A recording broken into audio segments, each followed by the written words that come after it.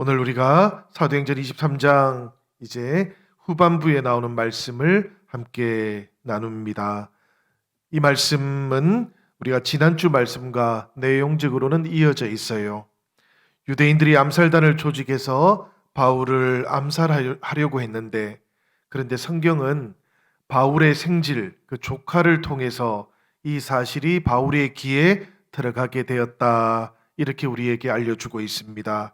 그리고 이 유대인들의 음모가 천부장의 귀에 들어가서 로마 군대 장교였던 천부장의 손을 빌어서 오히려 바울이 예루살렘에서 구출되는데요. 이 일이 다름 아닌 하나님의 섭리였다라는 것을 강조하고 있지요. 사도행전 23장 11절을 보면 이런 말씀이 나옵니다. 주께서 바울 곁에 서서 담대하라, 내가 예루살렘에서 나의 일을 증언한 것 같이 로마에서도 증언하여야 하리라.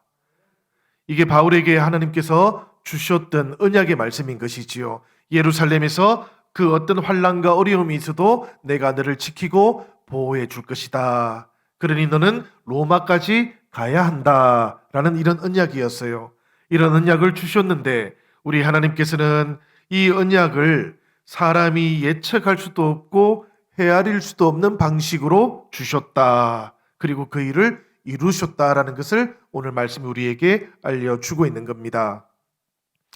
여러분, 유대인 암살단이 바울을 암살하려는 계획을 세웠지만 그 일이 바울의 조카에게 알려지게 된 것은 유대인 암살단, 이 사람들의 예측 밖의 일이었지요. 천부장이 바울의 조카 이야기를 듣고는 그냥 무시해 버릴 수도 있었는데, 그런데 이 천부장이 오히려 그날 밤 9시에 전격적으로 바울을 가이사랴로 내보내기로 결정한 것도 사실은 예측 밖의 행동이었습니다.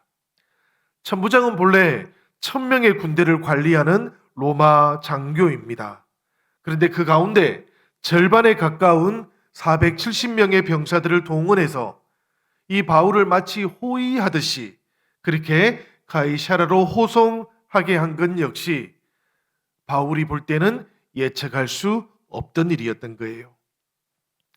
우리가 이런 일들을 생각해 볼 때 이것은 우리가 헤아릴 수 없는 하나님의 섭리와 하나님의 역사하심이 있었다라고 그렇게 고백할 수밖에 없습니다. 그런데 여러분, 그렇지만 믿지 않거나 의심 가운데 있는 사람들은 이런 일들을 단지 우연의 일치, 우연일 뿐이다, 이렇게 여기기도 할 겁니다. 그런데 여러분, 믿지 않거나 의심하는 사람들이 이런 일을 우연의 일치라고 생각해 버리는 그런 마음 속에는 기도와 우연이라고 하는 이 두 영역이 마치 별개의 서로 상관없는 일로 치부해 버리고자 하는 어떤 사려 깊지 못함, 어떤 나타나는 현상에 대한 어떤 무심함, 이런 것들이 좀 들어있어요. 현상적으로 우리가 한번 본다면 우리의 기도와 함께 이루어지는 응답은 우리들에게는 당연히 우연처럼 찾아오고 경험됩니다. 기도의 응답은 예상 밖의 결과를 수반하는 것이기 때문에 그래요. 당연히 예측할 수 있고 당연히 원인과 결과가 있는 그런 일이라면 이건 우연이 아닌 것이지요. 그런데 여러분, 그런 일들은 우리의 기도도 필요하지 않은 겁니다. 우리의 기도를 통해서 하나님께서 일하신다는 이야기는 우리의 예측 바깥의 일이 일어난다는 거예요. 이것을 현상적으로 보면 기도하고 우연이라는 것, 그것은 내적으로 아주 긴밀하게 연결되어 있다라는 그런 이야기입니다. 물리학이라든지 철학에서는 이 우연이라는 말을 우발성이라고 그렇게 표현합니다. 우연히 발생했다라는 그런 뜻이에요. 그런데 이 단어가 컨틴전시라는 말입니다. 이 컨틴전시는 본래는 접촉이라든지 만남이라는 뜻을 가지고 있는 컨택트하고 어근이 똑같아요. 어원이 똑같은 말입니다. 본래는 관련이 없어 보이는 두 가지 상황이 서로 접촉하고 또 만나서 예상 밖의 새로운 상황으로 발생되는 것을 가리켜서 컨틴전시 상황이다, 이렇게 부르는 거예요. 우발적인 상황이다, 이렇게 부른다는 이야기지요. 여러분, 신앙의 영역에 이것을 한번 적용해 보면 이런 겁니다. 우리가 기도할 때에 하나님께서 개입해 주시기를 요청한다면 우리는 기도와 동시에 언제라도 하나님께서 나의 세계를 접촉하시고 또 만져주셔서 내가 예상할 수 없는 새로운 상황을 발생시켜 주실 수 있다는 것도 함께 믿어야 하는 거예요. 기도한다라는 건 이런 겁니다, 여러분. 이 믿음, 예상할 수 없는 새로운 상황을 발생시켜 주실 수 있다는 이 믿음이 기도의 전제인 겁니다. 산을 옮겨 주십시오 라고 기도한다면 그 산이 하나님의 개입을 통해서 옮겨질 수 있다는 믿음이 그 기도의 전제라는 이야기입니다. 이것 없이 하는 기도는 아무런 의미가 없는 거예요. 하나님께서 그 세계 속으로, 나의 세계 속으로 찾아오시고 접촉하시고 만나 주셔서 내가 예상할 수 없었던 그 새로운 일을 이루어 줄 수 있다라는 믿음을 가지고 기도할 때 그 기도가 온전한 기도라는 이야기입니다. 내가 예상하지 못했던 새로운 상황이 발생할 때 믿지 않거나 의심하는 사람들은 이 새로운 상황을 우연이라고 부르면서 애써서 하나님의 접촉, 하나님과의 만남을 인정하려고 하지 않습니다마는, 그러나 하나님을 믿는 사람은 이것을 응답이라고 경험하지요. 이것을 하나님의 섭리라고 그렇게 고백하는 겁니다. 여러분, 그렇기 때문에 우연의 반대말이 기도가 아니고 필연인 겁니다. 우연의 반대말은 필연인 것이지 기도하고 우연이 서로 대립되어 있는 건 아니라는 이야기예요. 필연이라는 것을 한번 생각해 보면 이 말은 반드시 이루어질 일을 가리키는 것이지 않습니까? 그리고 이 필연이라는 것은 반드시 이루어질 일이기 때문에 사실은 기도가 필요 없는 일이에요. 반드시 이루어질 일을 위해서 하나님의 개입을 요청하는 기도를 필요로 하는 사람은 아무도 없기 때문입니다. 그런데 우리 믿는 사람들은 여러분, 하나님께서 접촉하시고 또 하나님께서 만나 주셔서 일어나게 되는 이 우연이라는 것, 이것을 사실은 인정하는 사람들이지요. 믿지 않는 사람들은 우연을 인정하는 듯 하지만 그러나 그 우연 배후에 있는 하나님의 접촉이라든지 하나님과의 만남이라든지 이런 것들을 인정하지 않는 거예요. 그런데 믿는 우리들은 하나님께서 만나 주셔서 일어나게 되는 이 우연을 인정하는 사람들이다라는 이야기입니다. 기도를 하면 우연한 일들이 일어나기 때문에 그런 거예요. 우리가 기도를 하면 예상치 못했고 계산할 수 없었던 일들이 일어날 수 있기 때문에 그런 겁니다. 그러니까 여러분, 우리가 기도를 할 때 한번 생각해 보시기를 바라요. 우리들의 기도 속에는 감사가 있고 결단이 있지요. 그렇지만 이 감사와 결단보다도 더 본질적인 기도의 특징이 하나 있는데, 그게 뭔가 하면은 나의 세계 속으로 하나님께서 개입에 들어와 주십시오라는 그런 호소와 요청인 겁니다. 하나님, 나에게 개입해 주십시오. 하나님, 나의 기도의 제목 가운데 지금 찾아와 주십시오. 만나 주십시오. 접촉해 주십시오라고 그렇게 기도할 때 그 기도가 하나님께 닿아서 하나님께서 뜻을 정하시면 그때 변화가 일어나게 되는 겁니다. 그러니 여러분, 응답 받은 기도는 변화시키는 힘이 되는 거예요. 예상치 못하고 계산할 수 없는 일이 일어나는 통로가 바로 기도가 되는 겁니다. 오늘 본문으로 조금 돌아왔어요.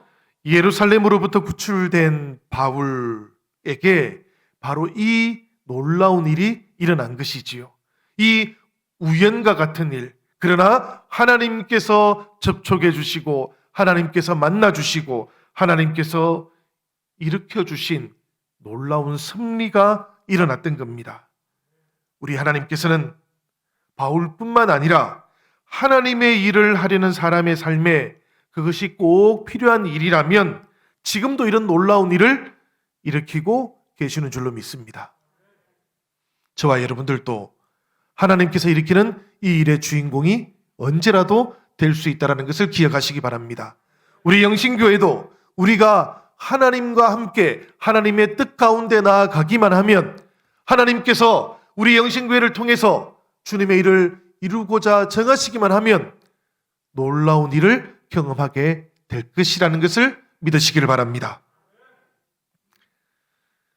하나님의 섭리를 따라서 예루살렘에서 가이사라로 옮겨진 바울이 만났던 사람이 누군가 하면 벨릭스 총독이었다 그럽니다. 그런데 25절과 26절을 보면 천부장이 이 벨릭스 총독에게 자초지종을 보고하는 편지를 하나 보내요. 그 내용이 길게 나오지만 시작은 이렇습니다, 여러분. 또 이 아래와 같이 편지하니 일러스되 글라우디오 루시아는 총독 벨릭스 가깝게 문안하나이다. 이어지는 27절에서 30절까지가 이제 예루살렘에서 있었던 일을 보고하는 내용이지요. 그런데 여러분, 이 보고서에서 우리가 알 수 있는 것 가운데 하나는 바로 이 천부장의 이름입니다. 처음으로 이 천부장의 이름이 나오고 있는데 이 사람의 이름이 누군가 하면은 글라우디오 루시아라는 사람이라 그래요. 글라우디오는 로마식 이름입니다. 그리고 루시아는 헬라식 이름이에요. 그런데 우리가 사도행전 22장 28절에서 이미 이 천부장이 바울하고 대화를 할 때 이런 말을 했던 것을 우리가 봤습니다. 이 천부장이 뭐라고 했는가 하면 나는 돈을 많이 들여서 로마 시민이 되었다. 그런데 바울은 날 때부터 로마 시민이다. 이렇게 대답했던 것을 우리가 봤지요. 그러니까 이 천부장 루시아는 본래는 헬라 사람이었는데 그런데 아마도 로마 제국의 군인이 된 다음에 로마 황제 글라우디오 치하에서 돈으로 로마 시민의 자격을 샀던 것 같아요. 그리고 그때 돈으로 로마 시민의 자격을 얻으면서 자신의 이름 앞에다가 황제의 이름을 그렇게 붙여놓았던 것 같습니다. 그 시대에는 황제의 이름 사용하는 것이 유행이었거든요. 귀족의 이름을 사용하는 것이 유행이었거든요. 자기의 본래 이름이었던 루시아 그 앞에다가 로마식 이름 그 글라우디오를 붙인 것이지요. 그러니까 이제 우리는 이 천부장의 이름을 알게 되었습니다. 여러분들은 이 천부장 루시아에 대해서 어떤 인상을 지금 가지고 계십니까? 이 사람이 그래도 좀 괜찮은 사람처럼 보이지 않았습니까? 하나님께서 하나님의 섭리를 이루기 위해서 이 로마 장교였던 글라디오 루시아를 사용했잖아요. 그러니까 이 천부장이 하나님께 쓰임받은 사람이기도 했던 것 같아요. 그런데 저는 이 루시아가 펠릭스 총독에게 보내는 그 보고서를 보면 이 사람이 뭐 아주 나쁜 사람은 아닌데 다른 한편으로 아주 진실한 사람도 아닌 것처럼 보여요. 왜 그런가 하면 27절을 한번 보실래요, 여러분들? 화면을 한번 보셔도 되겠습니다. 27절입니다. 이 사람이 유대인들에게 잡혀 죽게 된 것을 내가 로마 사람인 줄 들어 알고 군대를 거느리고 가서 구원하여다가 라고 이렇게 되어 있지요. 이렇게 지금 보고를 합니다. 그런데 여러분, 우리가 그동안 말씀들을 쭉 읽어왔잖아요. 그동안 읽어온 바에 의하면 이 천부장 루시아가 처음부터 바울이 로마 사람인 줄 알고 구출해 준 것이 아니었지 않습니까? 유대인들이 바울을 돌로 쳐서 죽이려고 하는데 그때 이 천부장은 사실관계조차도 물어보지를 않았어요.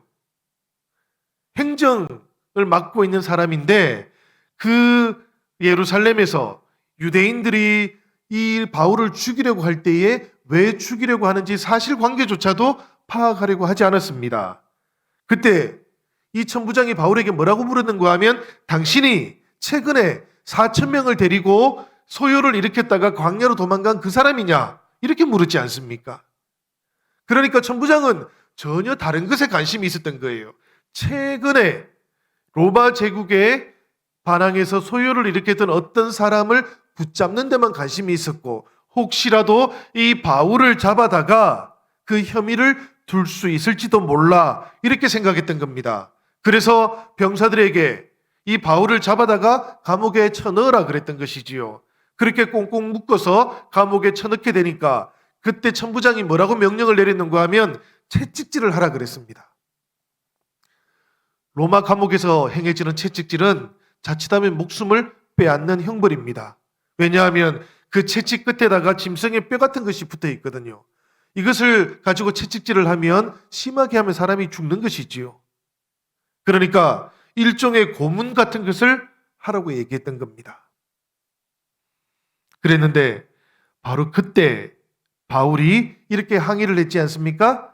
내가 아직 죄가 확정되지도 않았는데 어떻게 당신은 로마 시민을 채찍질하라고 그렇게 명하느냐? 이 말을 듣고 천부장이 깜짝 놀랐던 것이지요. 그리고 우리가 성경을 보니까 이때부터 천부장 루시아의 태도가 달라졌어요. 조금 바울의 편의를 자꾸 봐주기 시작하는 겁니다.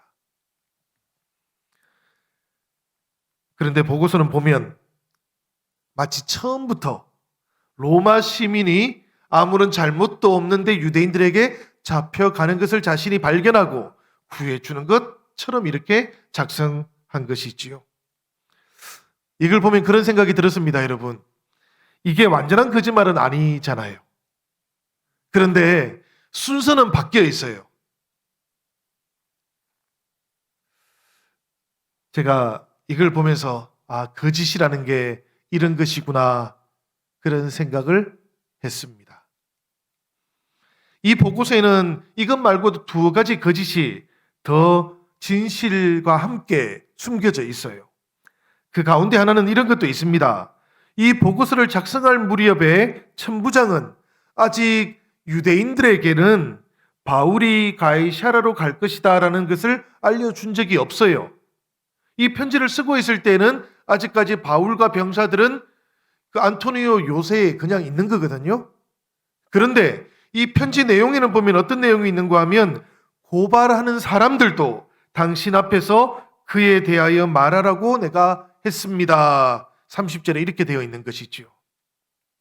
마치 로마 법을 따라서 소송하는 사람들에게도 권리를 잘 지켜준 것처럼 그렇게 각색을 해놓았던 겁니다. 이건 정말로 명백한 거짓이지요. 바울이 그 밤에 아무도 모르는 상태에서 탈출해야 되는 상황입니다. 그런데 유대인들에게 펠릭스 총독에게 가서 당신들도 당신들의 주장을 밝히시오 이렇게 권했다고 하니까 이건 거짓말입니다. 그렇지요? 천부장 루시아가 뭘 하고 있을까요, 지금? 이 보고서를 작성하면서 첫 번째는 최근에 예루살렘에서 바울과 함께 있었던 그 일을 자신의 입장에서 자신에게 유리하게 그렇게 작성을 하고 있는 겁니다.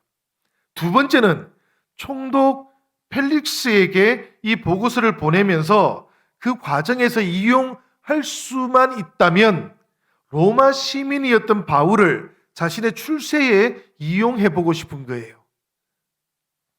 이 과정을 자신이 잘 처리했다라는 것을 총독에게 보여주고 싶은 것이지요, 지금. 아주 나쁜 사람은 아니지만 이 루시아 천부장이 진실한 사람도 아니라는 생각이 그래서 들었습니다. 그리고 이 루시아를 생각하면 조금 안타까움도 있었어요. 왜 그런가 하면 이 천부장 루시아는 2000년 교회의 역사 가운데서 가장 위대한 성경 교사, 바울을 직접 만났잖아요. 그리고 바울하고 직접 개인적으로 이야기도 나누었고요. 그리고 바울이 자신을 변증하면서 복음을 설교했던 것도 2번이나 들었던 사람이에요. 그리고 스스로 그렇게 얘기합니다. 이 바울은 무죄인 것 같다. 그리고 바울에 대해서 일종의 호감 같은 것도 느꼈어요. 그랬는데 이 천부장 루시아는 그런 기회를 가졌는데도 불구하고 여기까지 뿐이었습니다. 바울과 함께 진짜로 만나야 할 분을 이 천부장 루시아는 만나지를 못합니다. 로마 시민이었던 바울을 이용해 보려는 생각은 했지만 정작 이 천부장 루시아는 이 바울을 주님을 만나는 통로로는 이용하지 않았던 거예요. 바울을 예루살렘에서 구출하기 위해서 하나님께서 이 천부장 루시아를 사용했습니다. 그러니까 천부장 루시아에게도 구원과 또 주님의 통로로 쓰임받을 수 있는 기회가 주어졌던 것이잖아요. 그런데 그 기회를 루시아는 스스로 버립니다. 그리고는 주님께서 하셨던 그 일들을 자신이 한 일로 포장하기에 바빠요. 그 일에 몰두하고 있습니다. 무엇을 바라기 때문입니까? 구원이 아니라 출세하기 위해서 그 일에 몰두하고 있는 것이죠. 이 루시아를 생각하면 많은 생각이 듭니다, 여러분. 왜 그런가 하면 우리도 하나님의 도구로 부름받고 하나님의 도구로 쓰여질 때가 있기 때문입니다. 그때에 우리들이 그 기회를 잘 붙잡아야 되겠다, 이런 생각이 들었습니다. 주님께서 우리를 주님의 도구로 사용하시고 주님의 복음을 담는 귀한 그릇으로 삼으시면 사랑하는 여러분, 우리는 순서를 바꾸는 사람이 되지 맙시다. 제가 말씀드렸잖아요. 이 천부장은 진실과 거짓, 그 2개를 섞어버리면서 순서를 바꾸는 사람이었다고요. 내 유익을 위해서 진실에다가 살짝 손을 대는 사람, 순서를 바꾸는 사람은 되지 말아야 되겠다, 그런 생각이 들었습니다. 여러분, 하나님께서 하신 일, 그것은 오직 하나님께서만 영광을 받으셔야 하는 겁니다. 바울이 드디어 예루살렘을 탈출합니다. 오늘 말씀에 그런 내용들이 나오지요. 보병들이 밤에 바울을 호위해서 안디바드리라는 곳까지 데려갔다 그럽니다. 이 안디바드리라는 곳은 사실은 헤롯 대왕의 아버지 안티파스의 이름을 따서 지어진 도시예요. 그러니까 이 유대 땅하고 사마리아 땅 경계에 이 도시가 세워져 있는 것이지요. 이 안디바드리라는 곳까지 보병이 데리고 오니까 그 다음에 이 안디바드리에서부터는 기병들이 바울을 데리고 갔다 그럽니다. 말에 태워서 데리고 간 것이지요. 그래서 유대 총독 벨릭스에게까지 데려갔는데요. 여러분, 이 예루살렘에서 저 벨릭스 총독이 있는 그곳 가이사라까지 가는 동안에 바울은 무슨 생각을 했을까요? 여러분들이 한 바울의 입장이 되어서 생각을 한번 해보면 좋겠습니다. 이 길을 걸어가는 동안 바울은 어떤 생각을 하게 되었을까? 저도 이 말씀을 가지고 생각하면서 묵상해 봤습니다. 저는 가장 먼저 이게 떠올랐어요. 얼마 전에 예루살렘으로 오기 전에 가이사라의 그곳에서 있었던 일이 떠올랐을 것 같습니다.